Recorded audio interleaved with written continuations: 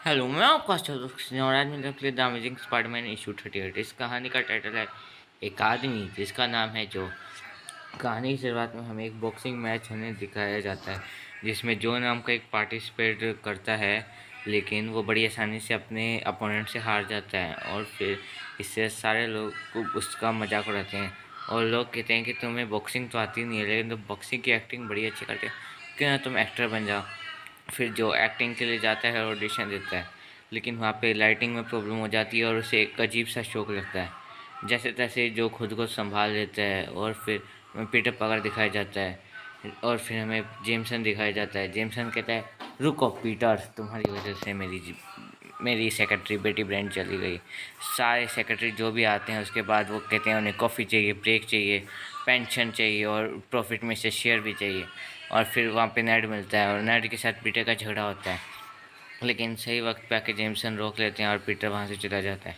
दूसरी ओर जो ऑडिशन में सेलेक्ट हो जाता है और फिर वो सारे लोगों को पिटने लगता है फिल्म में, लेकिन ना जाने जो को क्या हो जाता है और उसके अंदर बहुत ताकत आ जाती है और वो तबाही मचाने लगता है।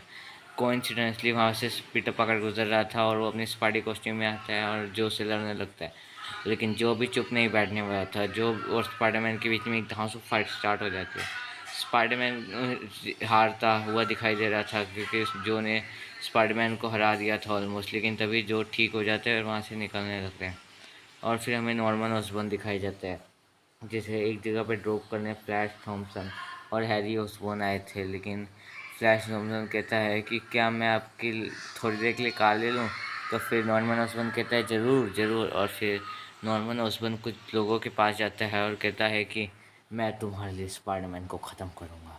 इसकी गारंटी मेरी है कि स्पाइडरमैन तुम्हारे रास्ते से हट जाएगा, बस तुम्हें मुझे पूरे पैसे देने होंगे। और फिर नॉर्मन ऑसबॉर्न वहाँ से पैसे लेता है।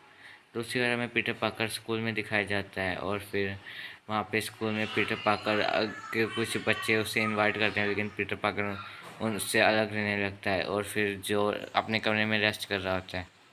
दूसरी ओर हम देखते हैं कि पीटर पाकर साइंस लैब में कुछ एक्सपेरिमेंट कर रहा है और फिर घर निकल जाता है।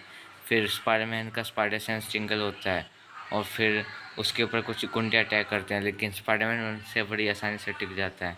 लेकिन स्पाइडरमैन के दूसरी ओर जहाँ लड़ रहा था वहीं जो आउट ऑफ कंट्रोल होता जा रहा था, जो की हालत ख़राब होती जा रही थी और जो अपने ध्यान रखने वाले को धक्का मार के वहाँ से निकल जाते हैं।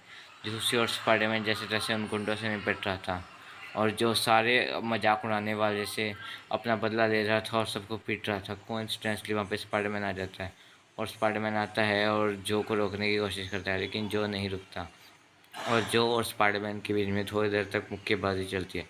लेकिन एंड में स्पाइडरमैन को गुस्सा आता है और वो जो पे धड़ाधड़ मुक्के बरसाता है और जो होश में आ जाता है और फिर वो पुलिस को बताता है कि असल में कुछ प्रॉब्लम हो गया था और फिर स्पाइडरमैन वहाँ से निकल जाता है। लेकिन स्पाइडरमैन को पीटने और भी कुछ लोग आए थे, लेकिन स्पाइडरमैन तो स्पाइडरमैन है, उन सबसे बड़ी आसानी से निपटता हुआ चला जाता है और उसे एक स्टैचू दिखता है जिसे भी वो भी हरा देता है। और फिर हमें पता चलता है पीटर पाकर से मिलने कोई आया है, लेकिन पीटर पाकर से नहीं मिलता और हमें दिखाया जा रहा है जो को एक फिल्म में आखिरकार एक जगह मिल ही गई है काम करने के लिए। और फिर हमारी कहानी का यहीं पर एंड हो जाता है।